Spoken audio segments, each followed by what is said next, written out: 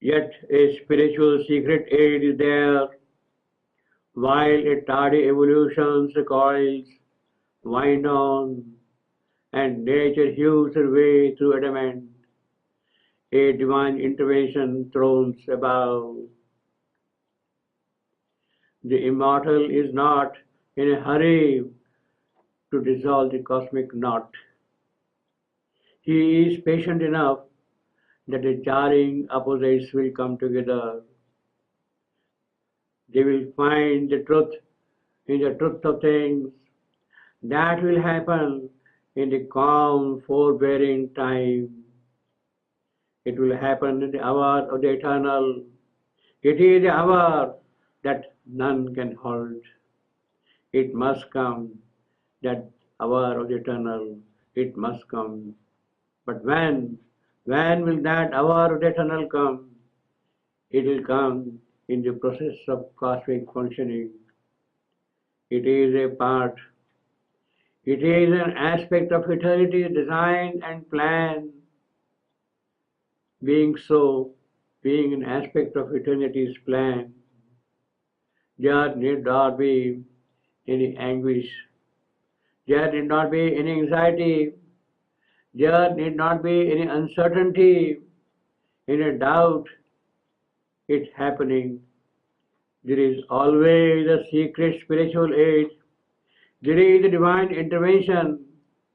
There is the divine intervention at every crucial moment. Nature is engaged in cutting a way through the rocky hill of darkness and opposition. Heart is the soul of the night, and it cannot be loosened with impatience and restlessness and agitation. But at the end of the tunnel is the light of the beauteous day, the light of the deathless sun. We are not helpless. We are not just left to ourselves.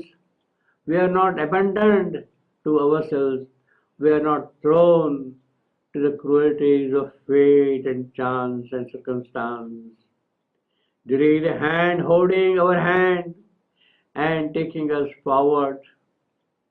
What has to be, that will cancel. No doom can snatch away from us. After we have served this great divided, troubled world, there is a joy of searching the goal. There is a joy of entering into the house of truth, the house of truth and light and awareness and strength and happiness. This has to be, and it is already figured in the luminous agenda of tomorrow. That is the future, and the inscription is clear and vivid. There has to come the sublime birth, birth in the glories of the manifesting spirit. What is far and inaccessible, that shall enter into our reckoning. That has to enter into our life. Step into it, mold it.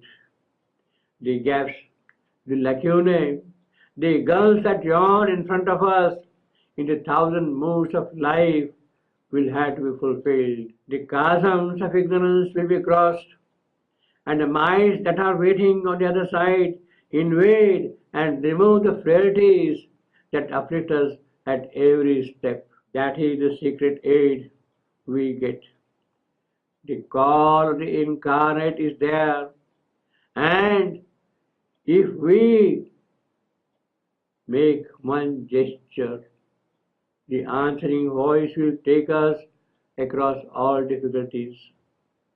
Man may be weak and fragile, but there is also the strength of the gods that can assure him every victory in the battle of this mortal existence. He need not remain a condemned creature. The flame is there, and it had to blaze in its full intensity. It must blaze in its full intensity.